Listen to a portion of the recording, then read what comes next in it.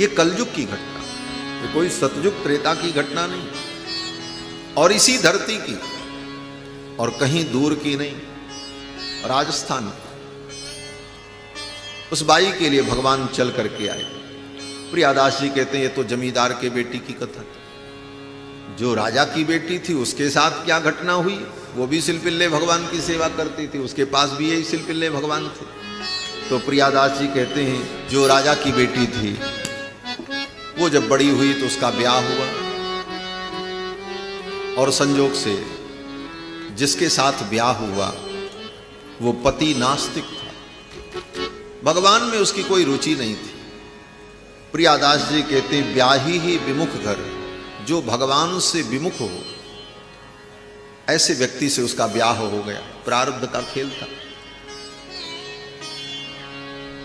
ब्याह तो हो गया।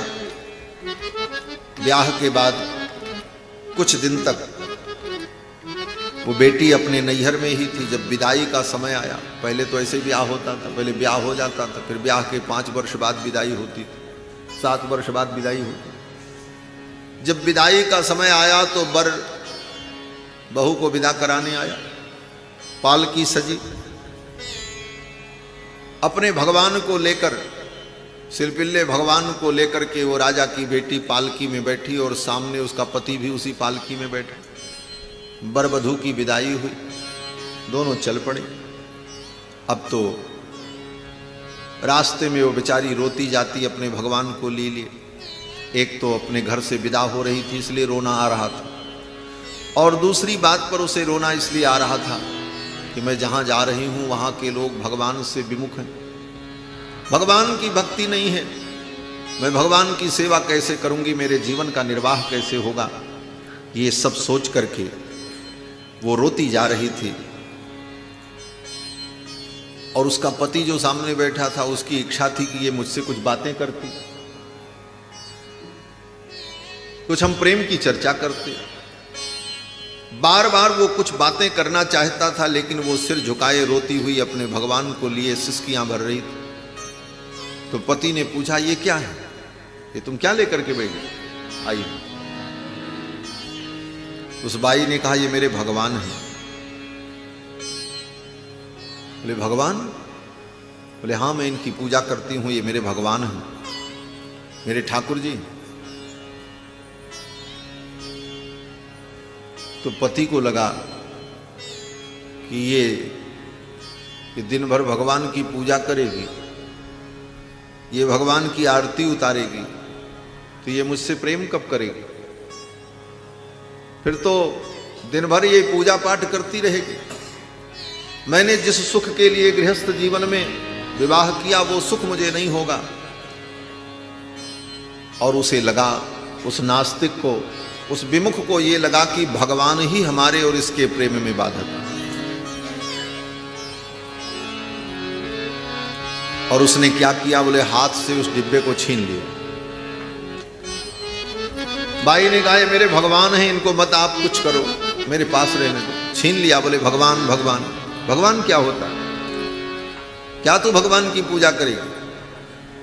और इतना कहते हुए भगवान के उस डिब्बे को छीन करके उसके पति ने फेंक दिया। बगल में एक नदी बह रही थी, उसी नदी में उठा करके फेंक दिया।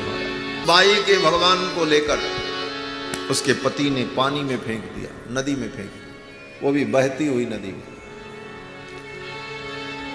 प्रियादास जी कहते हैं एक तो पहले से उसके हृदय में ज्वाला थी, ऐसे परिवार में मैं जा रही हूं, भगवान की भक्ति कैसे हो? उससे बड़ी विपत्ति उसके भगवान को ही छीन करके फेंक दिया।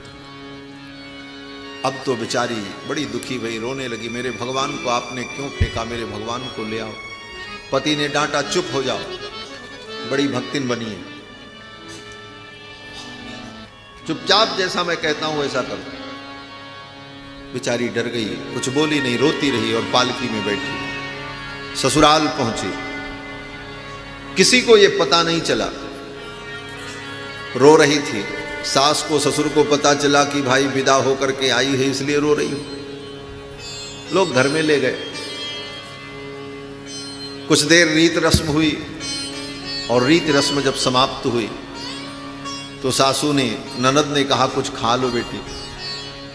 उसने कहा मैं कुछ नहीं खाऊंगी, बिना मैं अपने भगवान को भोग लगाए कुछ खाती नहीं, और मेरे भगवान को इन्होंने फेंक दिया। अन्न जल छोड़ दिया उस बाई ने। प्रियादास जी कहते हैं तजो जल अन्न, अन्न जल सबका त्याग कर दिया। क्यों? बोले बिना भगवान को भोग लगाए कैसे खा। एक दिन बीता, 2 दिन बीता, ये बात ससुर जी को पता चली कि 3 दिन हो गए, बहू घर में आई और अभी तक उसने अन्न जल भी नहीं ग्रहण किया। ससुर जी को दया आई और आकर के ससुर जी ने पूछा, उसने सारा कारण बताया कि ऐसे ऐसे हुआ और मैं बिना भगवान के रह नहीं सकती, मैं बिना भगवान को भोग लगाए प्रसाद नहीं पाती, मेरे भगवान को इन्होंने फेंक दिया। तो ससुर जी ने कहा बेटी तुम चिंता मत करो, मैं तुम्हारे लिए दूसरी भगवान की मूर्ति ला दूंगा, अभी तो तुम भोजन करो, जल ग्रहण करो, मैं तुम्हारे लिए अच्छी से अच्छी मूर्ति, सोने की मूर्ति बनवा दूंगा। तो बहू ने उत्तर दिया, बहू ने कहा अब आप हमको प्रसन्न करना चाहते हैं, जिसका सर्वस्व छीन लिया जाए उसको अन्न जल दे करके प्रसन्न किया जा सकता है? भक्त के लिए भगवान ही सर्वस्व हो।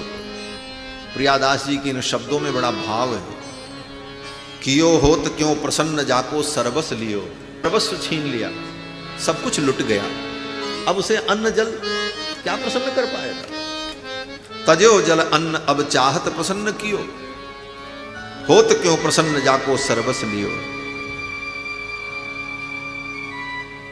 फिर तो ससुर जी ने कहा अगर ऐसी बात है तो मैं उपाय करता हूं। बहू की प्रसन्नता के लिए ससुर जी ने उपाय किया। ससुर जी ने कहा चलो बेटी तुम्हारे भगवान को कहां फेंका है उन्होंने बताओ, मैं ढूंढता हूं, प्रयास करता हूं। सिपाही सैनिक गोताखोर लेकर के गए और जाकर के जहां पर उसने बताया वहां भगवान को ढूंढा जाने लगा, यहीं फेंका था।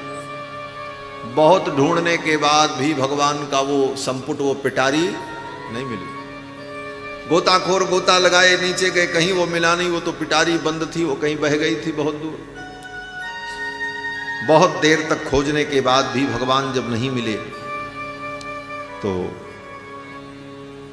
ससुर जी ने कहा बेटी इतना परिश्रम करने के बाद भी तेरे भगवान मिले नहीं, अब मैं क्या करूं, अब तेरी प्रसन्नता के लिए मैं क्या करूं। तो बहू रो पड़ी। बहू ने कहा बाबूजी मेरे भगवान तो वही हैं, मैं उनके बिना नहीं रह सकती, मैं अपने प्राणों का त्याग कर दूं। ये सब जब हो रहा था तो उसका पति भी वहां खड़ा था। पति को ये सब अच्छा नहीं लग रहा था। पति को लग रहा था ये क्या तमाशा, क्या नाटक चल रहा है। पति ने को गुस्सा आया और पति ने कहा तू इतनी बड़ी भगवान की भक्ता है, तू भगवान की भक्त है, भगवान से इतना ही प्रेम है तो तू अपने भगवान को बुला ले, तेरे भगवान चल करके चले आए। वही चैलेंज, वही चुनौती, भक्त को उसकी भक्ति, उसके प्रेम की चुनौती दे दी। बोले तुम्हारे भगवान अगर इतने ही अच्छे हैं और तुझे भगवान से इतना प्रेम है तो तू अपने भगवान को बुला ले, तेरे भगवान चल करके चले आए। ज्यों ही उसके पति ने कहा फिर तो रो करके उसने अपने भगवान को पुकारा, हे मेरे सिलपिल्ले भगवान कहाँ हो। और ज्यों ही रो करके उसने पुकारा, लोगों ने देखा महाराज नदी की धारा उल्टी बह चली, पानी थोड़ा इधर उधर हुआ, तब तक लोगों ने देखा पानी में वो डिब्बा तैरता हुआ दिखाई पड़ा, वो संपुट दिखाई पड़ा। उस बाई ने कहा बस यही मेरे भगवान हैं। गोताखोर तुरंत गए और जाकर के उस डिब्बे को लेकर के आए और ला करके दिया। बाई ने अपने हृदय से लगा। उसके बुलाने पर भगवान चल करके आए। नाभादास जी कहते हैं सिलपिल्ले कह करके बुलाने पर भगवान आकर के उसके हृदय से लग गए। इस छप्पे छंद में श्री प्रियादास जी ने कई भक्तों की कथा को समेटा है। एक लाइन में, एक पंक्ति में दोनों बाइयों की कथा, सिलपिल्ले के कहत कुंवर पे प्रभु चली आए, और अगली पंक्ति में दो अद्भुत भक्त की कथा को समेटते हुए प्रियादास जी कहते हैं भक्तन हित सुत विष दियो के रूप में यहां पर कहा कि भक्तन हित सुत विष दियो। एक बड़े धर्मात्मा राजा थे। उनकी महारानी, वो भी भगवान की परम भक्ता, और दोनों राजा रानी भगवान की भक्ति में ऐसे पगे थे कि भगवान की भक्ति तो थी ही उनके जीवन में, लेकिन भगवान के भक्तों के प्रति उनकी अपार निष्ठा थी। भक्तों का संग उनको अत्यंत प्रिय था, महाराज को और रानी को।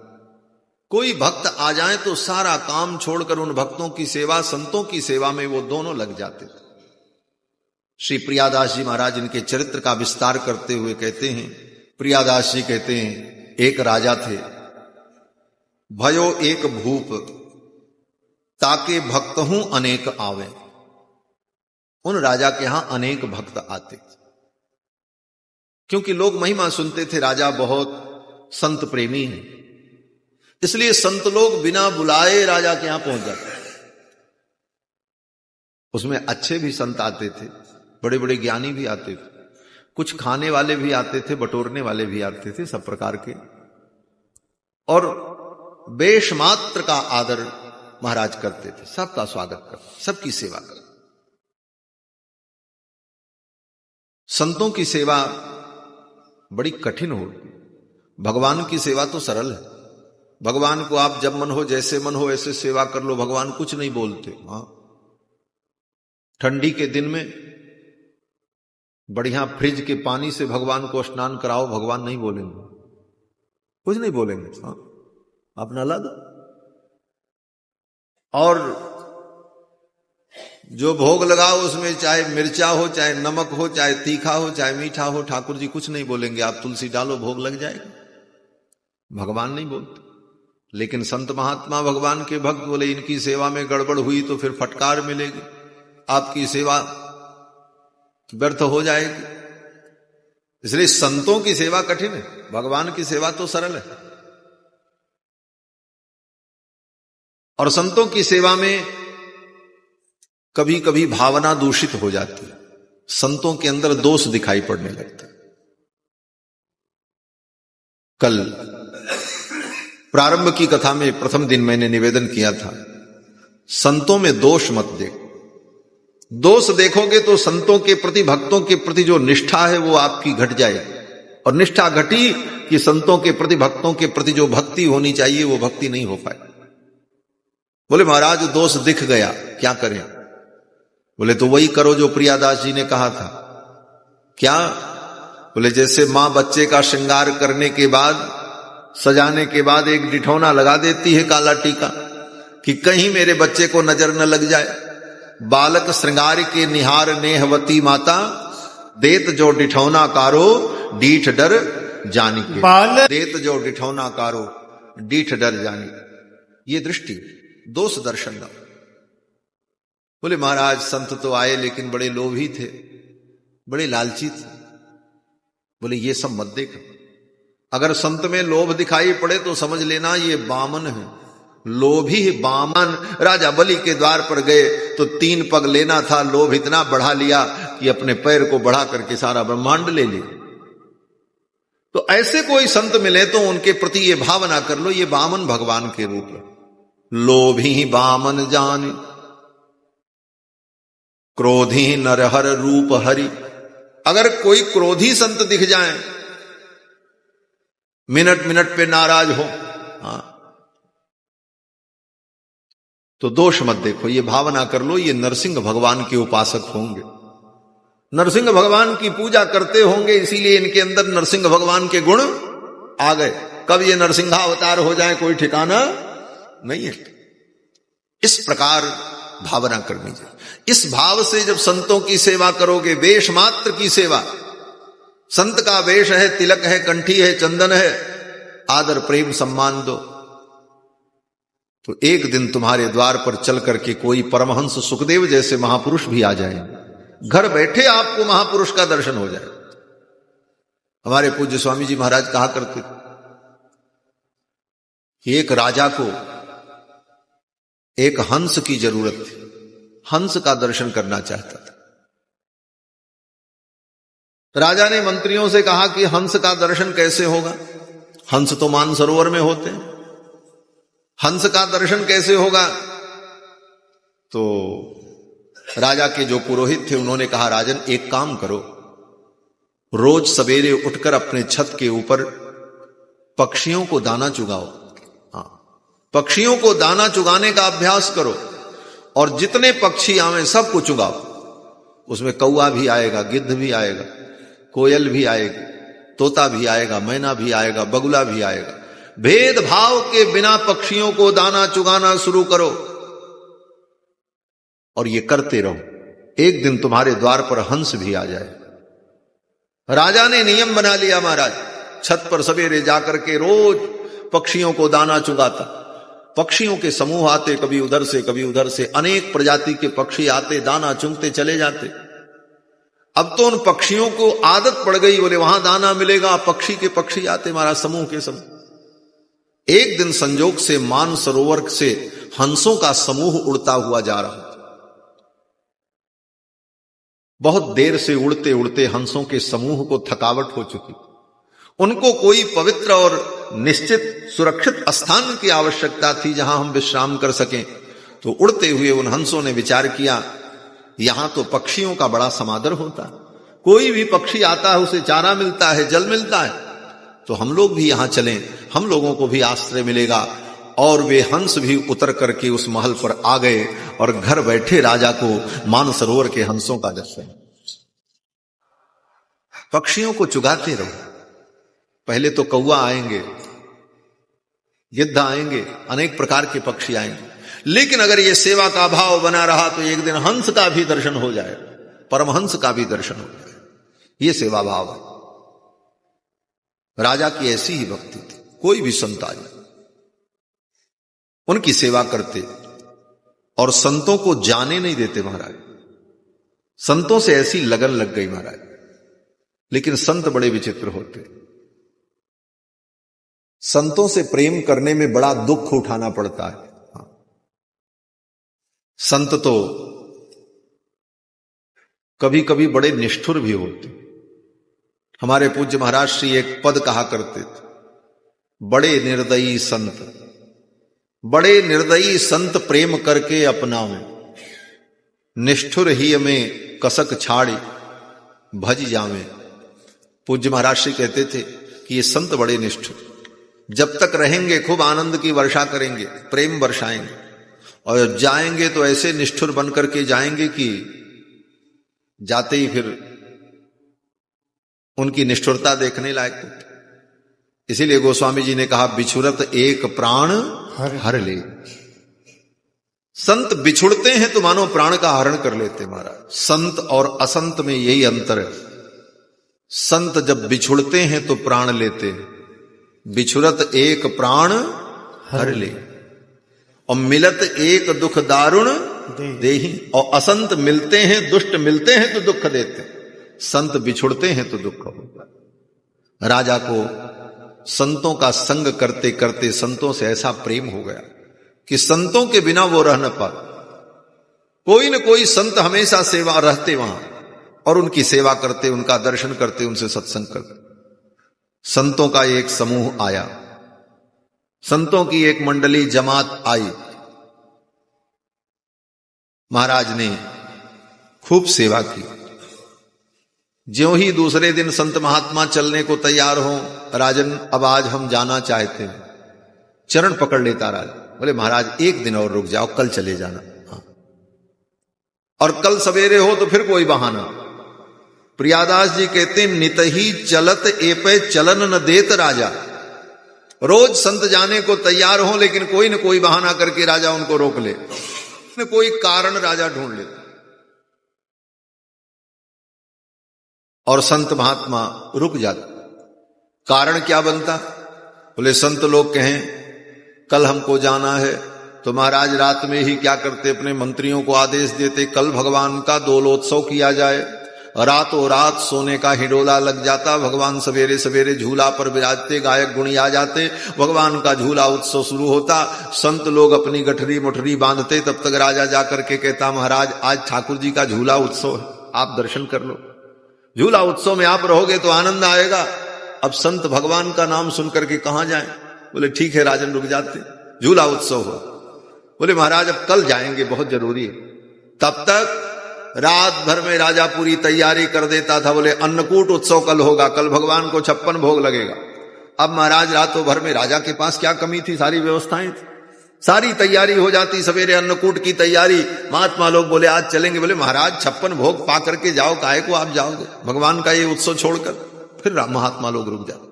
इस प्रकार महात्माओं की सेवा में ऐसी रुचि राजा की, महात्मा को जाने न दे, वर्षों तक रोक लिया। हमारा भगवान के भक्तों के प्रति प्रेम, संतों के प्रति प्रेम, ये बड़ा विलक्षण, भगवान से बढ़कर भगवान के भक्तों में। ऐसे ही एक राजा कुलशेखर हुए, जिनकी कथा भक्तमाल में। ये केरल के राजा थे, कुलशेखर राजा। हमारे श्री संप्रदाय में, रामानुज संप्रदाय में 12 आलवारों में उनकी गणना होती है राजा कुलशेखर की। भूतम सरश्च महदाभय भट्टनाथ श्री भक्ति सार कुलशेखर योगी वाहन भक्तांघ्रेणु परकाल यतीन्द्र मिश्रान श्रीमत् पराम कुशमुनिम प्रणतोस्मि नित्यम। दक्षिण भारत में जो 12 आलवार संत हुए, भूत योगी, सरो योगी, महद योगी, नम्मालवार, पेरी आरवार, तिरुमंगई आलवार, आंडाल, ये सब सारे आलवार संत जो द्रविड़ देश में हुए, उन्हीं आलवारों में एक आलवार संत श्री कुलशेखर आलवार, ये राजा था, भगवान के परम भक्त थे। आलवार किसे कहते हैं, ये नया शब्द आपको लग रहा होगा, इसलिए इसका अर्थ भी कह दे। आलवार का मतलब, ये तमिल का शब्द है आलवार। आलवार का मतलब जो भगवान के प्रेम में आकंठ डूबा हो, उसको कहते हैं आलवार। जो भगवान के प्रेम में, भक्ति में डूबा हो, उसको कहते हैं आलवार। उन्हीं आलवार संतों में श्री कुलशेखर राजा थे। भगवान के परम भक्त, राम जी के बहुत बड़े भक्त थे। महाराज राम कथा रोज सुनते थे, नित्य। इनके पुरोहित इनको राम कथा सुनाने रोज आते थे, लेकिन पुरोहित बड़े बुद्धिमान थे। राजा का प्रेम देख करके पुरोहित जी क्या करते थे, बोले केवल राम जी के जन्म प्रसंग से लेकर के विवाह प्रसंग तक ही कथा को रखते थे, उसी में घुमाते रहते थे, कभी इधर कभी उधर। उसके आगे की कथा कभी नहीं सुनाते थे। क्यों? बोले पुरोहित जी जानते थे राजा बड़ा प्रेमी है, आगे राम जी के वनवास की कथा मैं इसे सुनाऊंगा तो कहीं प्रेम में इसका हृदय फट न जाए भगवान के वियोग में, इसलिए आगे की कथा गुरु जी सुनाते ही नहीं थे। ब्राह्मण देवता केवल विवाह तक की कथा सुना। एक दिन वो पंडित जी, पुरोहित जी जो थे, उनकी तबीयत बिगड़ गई, तो अपने बेटे से कहा बेटा तुम चले जाओ आज कथा सुनाने के लिए। बेटा आया राजा साहब को कथा सुनाने के लिए। अब उसको पता नहीं था और पंडित जी ने बताया नहीं कि तुम आगे का प्रसंग मत सुनाना। जाते ही उस बेटा ने कथा कहां सुनाई? बोले सीता हरण की कथा सुनाई। रावण आया, साधु का वेश बनाया, सीता जी से भिक्षा मांगी और सीता जी भिक्षा देने चली तो सीता जी को लेकर के रावण लंका के लिए चल पड़ा। सीता जी विलाप करती रहीं। गृद्धराज जटायु आए, युद्ध करने लगे अपने तलवार से। रावण ने गृद्धराज जटायु के पंख काट दिए और बिलखती हुई सीता को लेकर के रावण लंका चला। ये कथा सुनाई। इतना सुनते ही तो महाराज कुलशेखर आलवार को क्रोध आ गया। मेरी मां को, जानकी को रावण ले गया, उसकी इतनी हिम्मत। कथा से उठकर दौड़कर अपने घोड़े पर बैठे और अपनी तलवार लेकर के समुद्र की ओर दौड़ पड़े, आज ही मैं रावण का वध कर दूंगा। उस कथा में इतनी तन्मयता कि कुलशेखर आलवार को लगा कि भगवान यहीं पृथ्वी पर विद्यमान है और अभी अभी सीता जी का हरण हुआ है, मैं जा रहा हूं, जाकर के रावण को मार करके सीता जी को ले आऊंगा। घोड़े पर बैठकर तलवार लेकर के दौड़ पड़े रावण का वध करने के। समुद्र में छलांग लगा दिया और घोड़ा दौड़ाते हुए समुद्र की लहरों में जा रहे हैं। लोगों ने कहा तो पागल हो गए। तब तक भगवान तो भक्ति के वश में, और भगवान केवल त्रेता युग में ही थे ऐसी बात नहीं। गोस्वामी तुलसीदास जी कहते हैं तुलसी तब के से अजहु जानिए रघुवर नगर बसैया। आज भी भगवान है और वो भगवान की लीलाएं नित्य हैं। सब कुछ नित्य है, नित्य का सब कुछ नित्य होता है। नित्य श्रीर नित्य मंगलम, नित्य का सब कुछ नित्य है। उसी समय समुद्र के अंदर ही भगवान प्रकट हो गए। श्री सीता रामचंद्र जी दोनों, साथ में लक्ष्मण जी, हनुमान जी, पूरा राम दरबार प्रकट हो गया। अब तो महाराज कुलशेखर आलवार ने भगवान को प्रणाम किया। भगवान ने बुला करके कुलशेखर के सिर पर हाथ रखा और रघुनाथ जी ने कहा, राजन ये लीला त्रेता युग की थी और ये लीला कब की हो चुकी है। रावण को मैंने मार दिया, उसके कुल का संहार कर दिया। अब तो लंका में हमारे परम भक्त श्री विभीषण जी राज्य कर रहे हैं। अब आपको लंका पर आक्रमण करने की जरूरत नहीं है। देखो सीता जी तो मेरे बगल में बैठी। दिव्य दंपति का दर्शन करके कुलशेखर आलवार प्रसन्न हो गए। भक्ति का वरदान देकर के भगवान ने कुलशेखर आलवार को विदा। कुलशेखर आलवार ने एक स्तोत्र की रचना की है जिसका नाम है मुकुंदमाला स्तोत्र।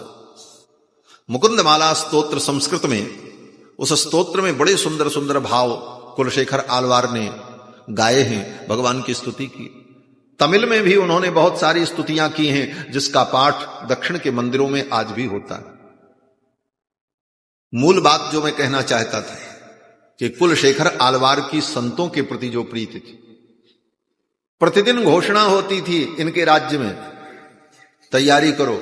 मंत्री को कहते थे तैयारी करो, श्री रंगनाथ धाम का दर्शन करने चलना है। केरल से रंगनाथ धाम नजदीक, रंगनाथ धाम दर्शन की रोज योजना बनती थी। कुलशेखर आलवार अपने मंत्री से कहते तैयारी करो और भगवान को भेंट करने के लिए अमुक अमुक सामग्रियां सब रथ में सजाई जाएं। कल प्रातः काल हम लोग रंगनाथ भगवान की यात्रा पर चलेंगे, ये घोषणा हो जाती थी। घोष्यते नगरे यस्य रंग यात्रा दिने दिने, प्रतिदिन घोषणा होती थी रंगनाथ जी की यात्रा करने। मंत्री बड़े चतुर, मंत्री ने सोचा कि जिस दिन ये राजा रंगनाथ भगवान के यहां गया उसी दिन राजपाट सब खत्म। क्यों बोले, फिर लौट करके नहीं आएगा, ये भगवान का दर्शन करने के बाद रंगनाथ भगवान के चरणों में ही रह जाएगा, ये सारा राजपाट समाप्त हो जाएगा। कैसे रोके महाराज को जाने से? तो मंत्री बड़े बुद्धिमान थे। सब मंत्री जानते थे कि राजा का भगवान के भक्तों में अगाध प्रेम है, संतों के प्रति बड़ी निष्ठा है। तो मंत्री क्या करते, बोले प्रतिदिन कहीं से ढूंढ करके 2-4 संत ला करके बैठाए रखते थे और ज्यों ही राजा चलने को तैयार हो तब तक उन संतों को भेजते। तब तक देखता राजा उधर से संत लोग आ रहे। रथ पर बैठते महाराज कुलशेखर कि रंगनाथ की यात्रा पर चलेंगे, रंग यात्रा दिने दिने, रंगनाथ भगवान का आज दर्शन करेंगे। तब तक उधर से संतों की मंडली आती, 4-5-10 संत आते भजन कीर्तन करते हुए। राजा देखता अरे भगवान के भक्त आ गए, रथ से उतर करके साष्टांग प्रणाम करते और उन संतों को लेकर के महल में जाते और उनकी सेवा में लग जाते। मंत्री से कहते आज की यात्रा कैंसिल, अब कल यात्रा हो। यही करते पूरा जीवन बीत गया महाराज कुलशेखर आलवार। घुस्यते नगरे यस्य रंग यात्रा दिने दिने, तमहम शीर्षा वंदे राजानम कुलशेखरम। उन राजा कुलशेखर की हम वंदना करते हैं जिनके नगर में रोज घोषणा होती थी कि रंगनाथ भगवान का दर्शन करेंगे, लेकिन भगवान से बढ़कर के संतों का दर्शन महत्वपूर्ण था और संत आ जाएं तो रंगनाथ जी का दर्शन छोड़ देते। महाराज कुलशेखर आलवार का नैत्यानुसंधान बड़ा अद्भुत, उनकी भी कथा बड़ी लंबी है। उनका नैत्यानुसंधान अपने स्तोत्र में उन्होंने भगवान से प्रार्थना की, हे प्रभु आप मुझे तिरुमला पर्वत का वृक्ष बना दो, मैं वृक्ष बनकर के रहूंगा, आपका सानिध्य मुझे मिलेगा। फिर कुलशेखर आलवार ने कहा नहीं नहीं, वृक्ष आप बनाओगे, किसी व्यक्ति को घर में लकड़ी की जरूरत पड़ेगी, चौखट दरवाजा बनाना होगा तो पेड़ काट ले जाएगा, फिर मैं आपसे दूर हो जाऊं। आप ऐसा करो तिरुमला पर्वत का मुझे पत्थर बना दो, पत्थर बन करके पड़ा रहो। फिर अगले स्तोत्र में अगले पंक्ति में उन्होंने कहा नहीं नहीं, पत्थर भी मत बनाओ, किसी राजा को महल बनाना होगा तो पत्थर उठा के ले जाएगा, फिर मैं आपसे दूर चला जाऊं। आप मुझे उस रास्ते का पत्थर बना दो जिस रास्ते से भक्त आपका दर्शन करने जाते हैं, आपके भक्तों की चरण रज मेरे ऊपर पड़ेगी, मैं धन्य हो जाऊं। लेकिन फिर अगली पंक्ति में उन्होंने भगवान से प्रार्थना की, नहीं नहीं, आज जिस रास्ते से भक्त लोग जा रहे हैं, कल को कोई सुगम रास्ता हो जाएगा तो लोग उधर से जाने लग जाएंगे, ये रास्ता छूट जाए, फिर मैं पड़ा रहूंगा। तो हे प्रभु, आप ऐसा करो कि आपके मंदिर का जो द्वार है, उस द्वार की जो पहली सीढ़ी है, उस सीढ़ी का पत्थर मुझे बना दो।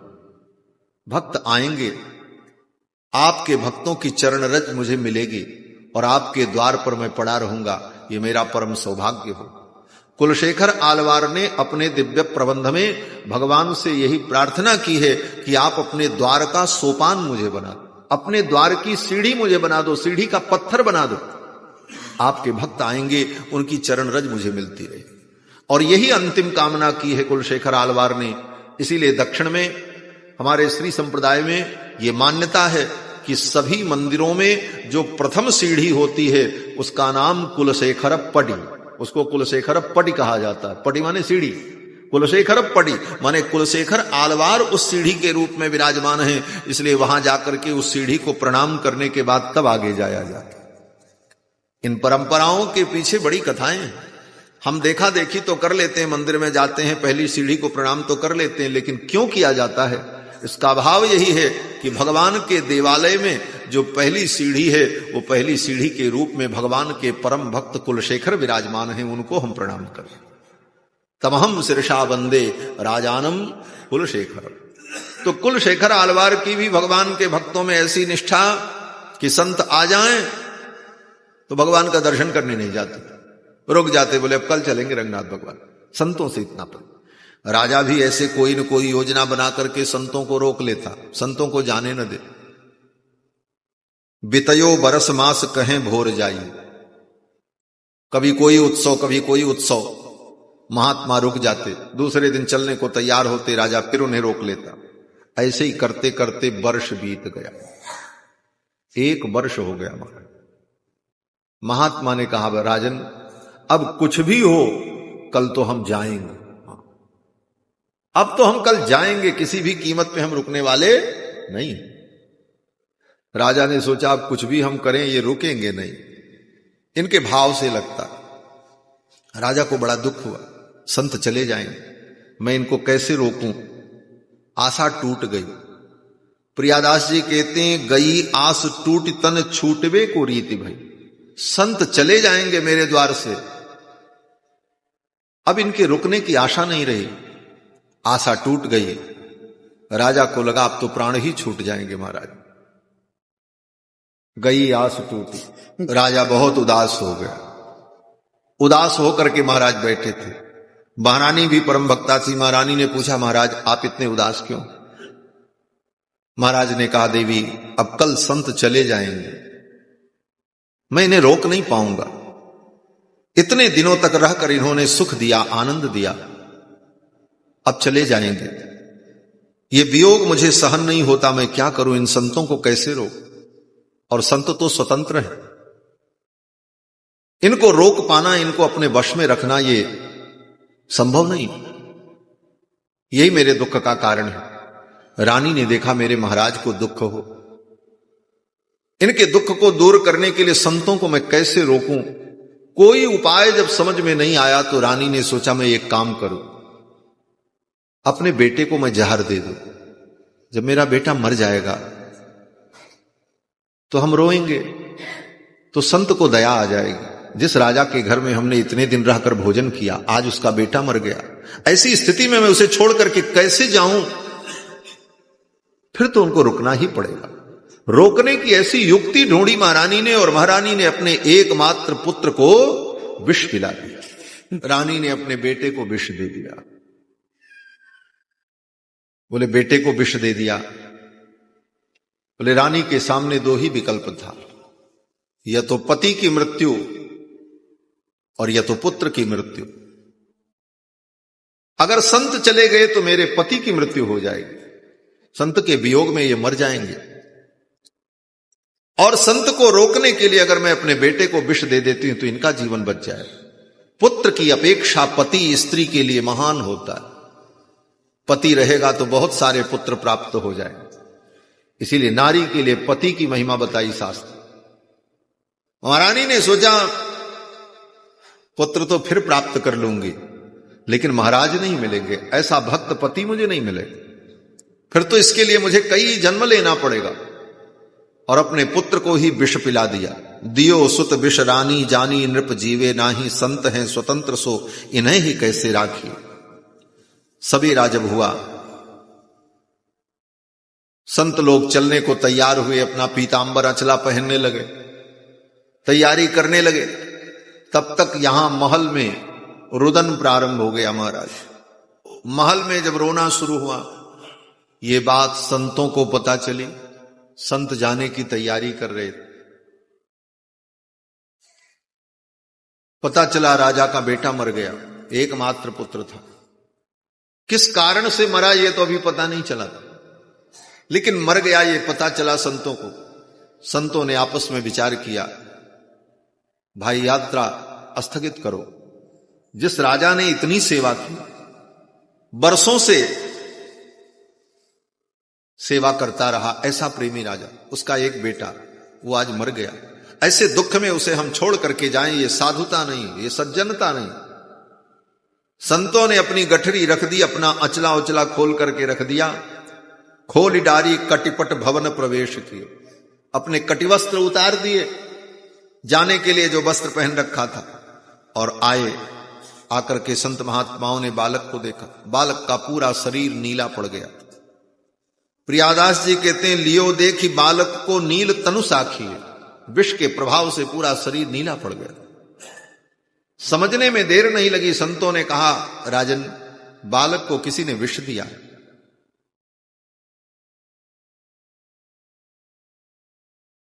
कोई दूसरा विष दे नहीं सकता था।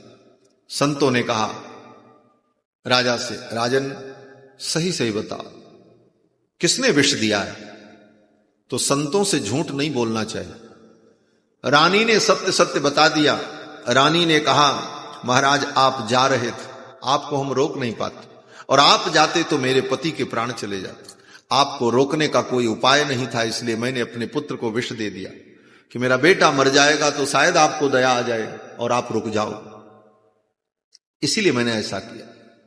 संतों के प्रति ऐसी निष्ठा देख करके उन संतों के हृदय में आंसू आ गए। धन्य है ये राजा, धन्य है ये महारानी कि जिनकी संतों के प्रति ऐसी प्रीति है। फिर तो संतों ने कहा कि संतों की सेवा के लिए, संतों के प्रतिभाव से आपने ऐसा किया है, तो अब संतों के प्रभाव को भी आप देखो।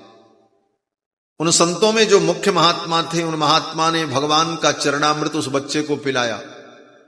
विष से जिसकी मृत्यु हो गई थी, उसके मुख में भगवान का चरणामृत डाला और संकल्प किया, हे प्रभु, आपके नाम पर हम साधु बने, आपके नाम पर हमने संसार त्यागा, आज तक आपसे कुछ नहीं मांगा। हे प्रभु, आज इस राजा के बालक को आप जीवित कर दो, यही मेरे भजन का फल मुझे चाहिए। संतों ने ऐसा संकल्प किया और संतों की प्रतिज्ञा होते ही वो बालक उठ करके बैठ, विष पी करके मरा हुआ बालक जीवित हो गया। हमारा अब तो रानी बड़ी प्रसन्न हुई, महाराज भी प्रसन्न हुए। तब तक रानी का चेहरा फिर उदास हो गया। बालक जीवित हो गया, अब तो संत फिर चले जाएंगे। लेकिन वे संत बड़े अद्भुत थे। उन संतों में जो मुख्य महात्मा थे, उन्होंने कहा, महाराज अब तो आप सुन लो, अब तो आप डंडा लेकर के भगाओगे भी तो मैं आपको छोड़ के नहीं जाऊंगा। ऐसा भक्त कहां मिलेगा? महात्मा ने कहा, अब तो हम यहीं रहेंगे, आप कुछ भी करो, हमें भगाओगे भी तो हम यहां से जाने को तैयार नहीं हैं। बोले, आप जाऊं जो नो मारी के बिडारी। संत ने कहा, मार के भी भगाओगे तो अब हम आपको छोड़ करके नहीं जाएंगे, अब तो हम यहीं रहे। फिर तो संतों के लिए दिव्य आश्रम बनवा दिया, सारी व्यवस्था महाराज ने कर दी और खूब सेवा होने लगी संतों की। महाराज बड़े प्रसन्न। संतों के प्रति ऐसी निष्ठा। भक्तमाल की कथा यही है, भक्तों के प्रति हमारी निष्ठा दृढ़, तभी हम भगवान की भक्ति के स्वरूप को समझ पाए। एक कथा तो ये। अब दूसरी बाई की कथा सुनाते हैं।